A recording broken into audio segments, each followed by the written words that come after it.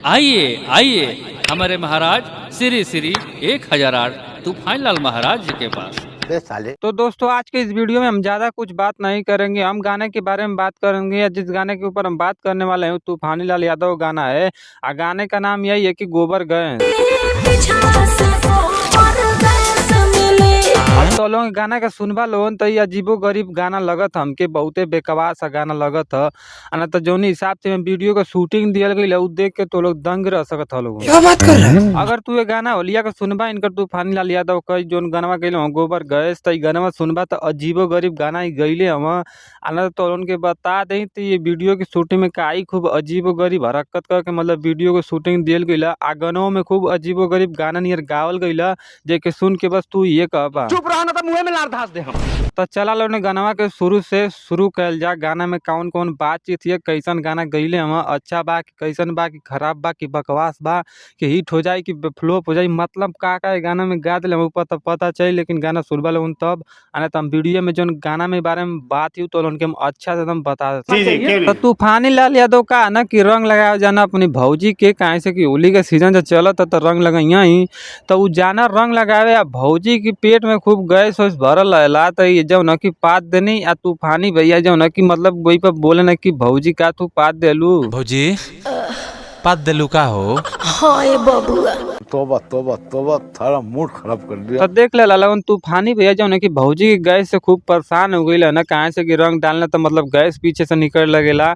तो ई का करने के उपाय लगाओ ना, तो ई डॉक्टर बन जाना, मतलब रंग छोड़ के मतलब ई डॉक्टर बन जाना। और जो न कि सब लोग भौजी लोग उनका जो न कि गैस निकाले वाला काम चालू कर देना। जिन भौजाइयों को बासी पुआ और आलू दम खाने से पेट में कोलरा गैस्ट्रिक क्या सीन है। देख ला वीडियो में का सब शूटिंग में दिखा दे था ना, तो उनके बता दें कि जौनी भौजी लोगन के गैस निकलत बा तूफानी लाल यादव से संपर्क करा लोगन, काहे से कि बहुते स्मार्ट तरीके से निकाले वाला हो गई लोग।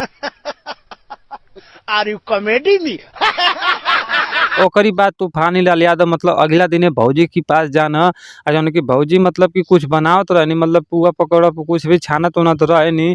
तो उनकी पास जाना और कहना कि हम तो के मतलब चारों ओर से रंग डालब, ऊपर नीचे जाना ताना मतलब रंग हम छोड़म नहीं। अगर तू हमारी भूली में डलवाई तो हम तोरा के बदला में जो न कि कैश देब।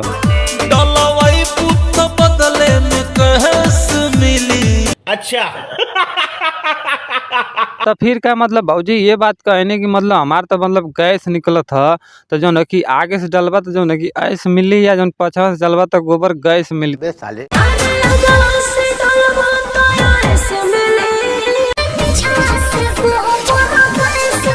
फूल लला मतलब जेके रंग लगाए ओके वो आगे से लगाई ना, तो भैया जब पीछे से लगाई ओके तो भैया गोबर गैस मिली।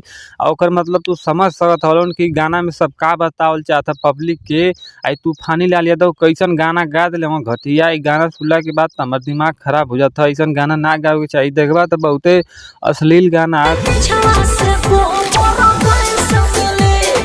चड्ढा समझाओ इसे, समझाओ। तो तूफानी लाल यादव भौजी के रंग लगाए खातिर एकदम परेशान हो गई, मतलब बहुते ज्यादा अथू हो गई है ना। और ये बार बार पूछे ना कि मतलब रंग डलवाइबू कि ना, हर तरह से मतलब इनके ऑफर देना, कहीं लेस देना तो कहीं पैसा देना तो कहीं माजा पिया ना।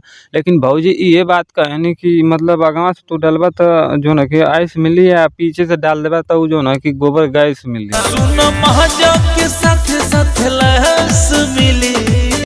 मैं तुम्हारे बाप का नौकर नहीं। आई गना में जौन भौजी है वो के उसे कम ना है, मतलब देखबा तो पुआ पकौड़ा छान के अकेला ही खाए भाई डाले भैंस नियर। मतलब देख सकत हलोन कि केहू के पूछे वाला भी ना, मतलब घर में माई बाप हम सास ससुर हम लोग के पूछे वाला बात ना, लेकिन ये अपने घर में बैठ के खाए वाला काम करत ही। इतना हरामी लड़का बा विधायक जी की कहाला से ना कहा था। तो लार पर ला कहता रे, देखो चुपचाप।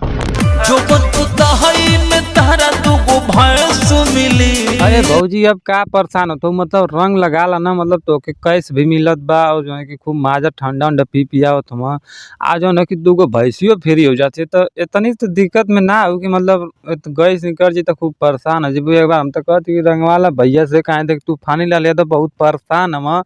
आना तो इनकी संगे एक बार तू होली खेल ला करी बात तोर गैस निकलल बंद हो जाए। जैसे जथी मन करी तसे तथी कहबो। तो भाई लोग गाना तो एक नंबर का घटिया हमके लगत है ना। तो तू ये गाना के इंटरेस्ट लेहल चाहत हवा, मतलब सुनल चाहत हवा गाना के, देखल चाहत हवा गोबर गैस वाला गाना के कि तूफानी कैसन गाना गा दिले हमारी भौजी का कैसन गाना गा दिले ही भौजी ने आई मतलब नया राज्य में फीमेल सिंगर है ना। तो तोल उनके बता दें कि गाना के तू गोबर गैस वाला सुनल चाहत हलोन तो मधुसूदन फिल्म पे जा सकत हलोन। वहाँ गाना में यही चैनल पर डालल गई है, जाके तू सुन सकत हवा। गाना में इंटरेस्ट हवा लोगन तो सुन ला लोगन।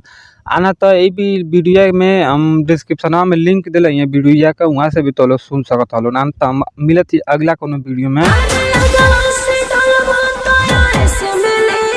चुप रहा ना तो मुंह में लार धास दे हम।